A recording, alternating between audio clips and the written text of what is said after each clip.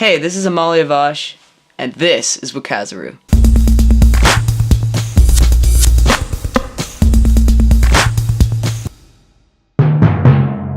The album that has influenced me the most would be Godspeed, You Black Emperor's Yanqui U.X.O.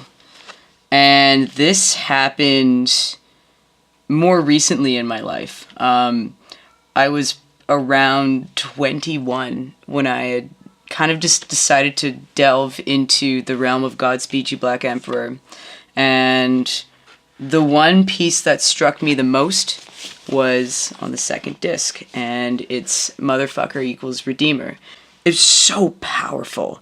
And I thought, oh my god, that's contemporary, yet it has this classical feel that you don't get to hear anymore.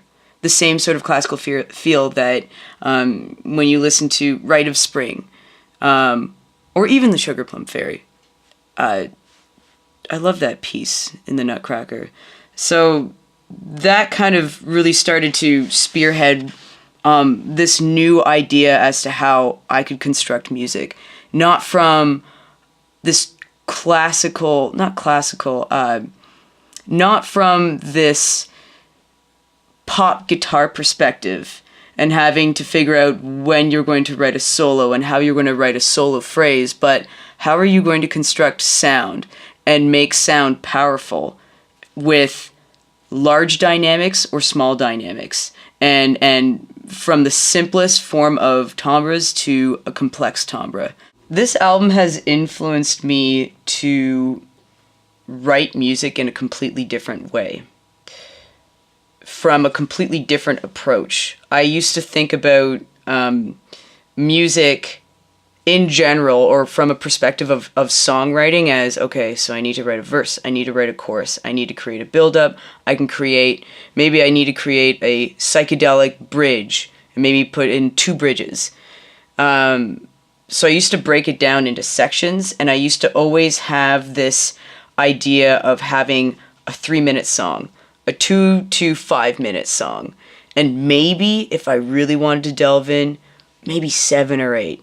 But this piece of music, this is a full album, but each side is part 1 and part 2. And the idea of having close to 15 minutes per side of a part 1 and a part 2, in a way, it's very liberating.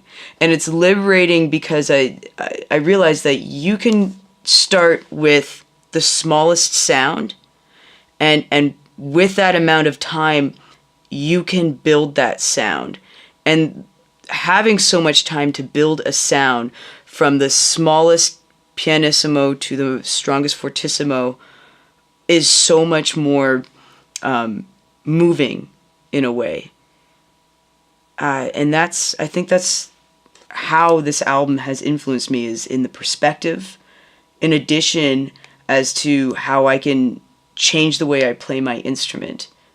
I always enjoyed classical music and modern classical music, and using the idea of a symphony to build these different sounds, but you don't get to necessarily hear that in a lot of pop structures as well.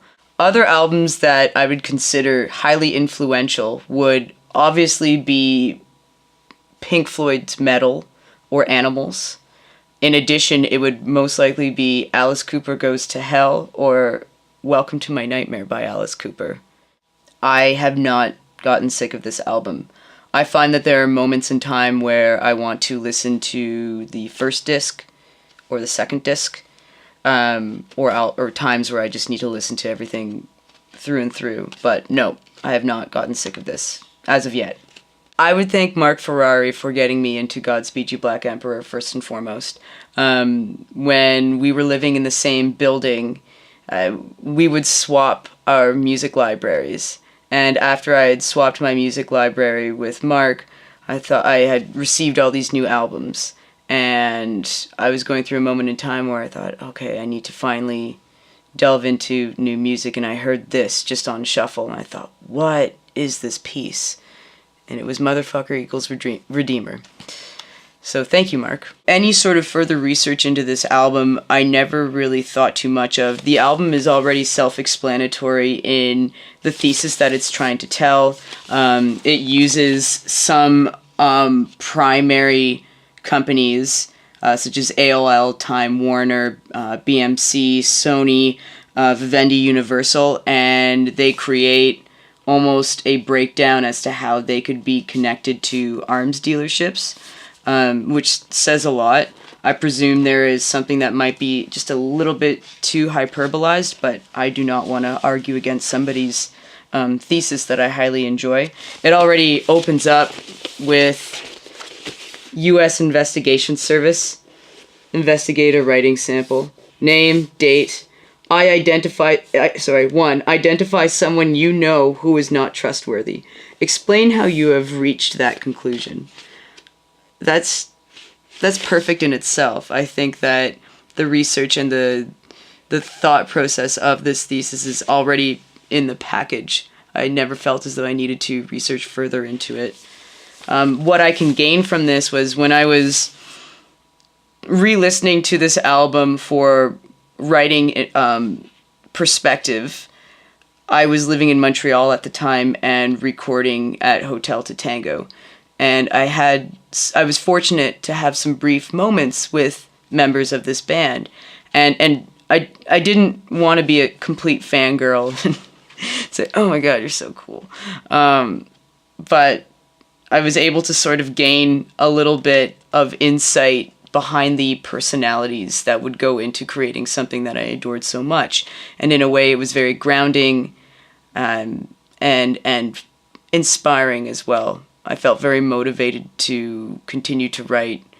This album feels and appears in a way somewhat, I don't want to say pretentious, but it can feel somewhat pretentious to somebody from an outside perspective. But as soon as I had met the faces of the people who had created this piece that moved me so much, it was humbling.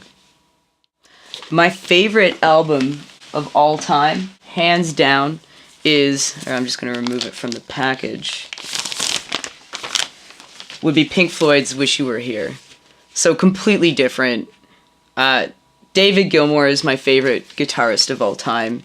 He writes beautiful, beautiful lines that are not overtly complex so that it doesn't feel as though you're being overwhelmed. He writes something that you can sing and something that just makes you say, yes, thank you for writing that. This album starts with, part 1 and part 2 of Shine On You Crazy Diamond, which is awesome. Shine On You Crazy Diamond, it sounds like making love. It's so good. I like to roll a big joint with a fair amount of hash in it, and I like to make sure that there's nobody around. I lay down on the floor, I press play, and I turn off all the lights, and I go everywhere and anywhere with this album. I can see somebody not necessarily liking the sonic transitions in between each of the songs. So you start off with Shine On You Crazy Diamond, which is just this psychedelic opus. And then it moves on to Welcome to the Machine, which is, to me, this slightly depressing precursor to new wave music. So I can see somebody who is so sold on, oh boy, I'm forgetting their hit album, on Dark Side of the Moon. And then going to Welcome to the Machine and just thinking, what the hell is this? But I love it. It says, welcome my son, welcome to the machine. Like, just read the lyrics. Have a cigar. It's pompous. And my favorite thing is, I've always had a deep respect and I mean that most sincerely. The band is just fantastic. That is really what I think. Oh, by the way, which one's Pink? Like, that's, perfect lyrics.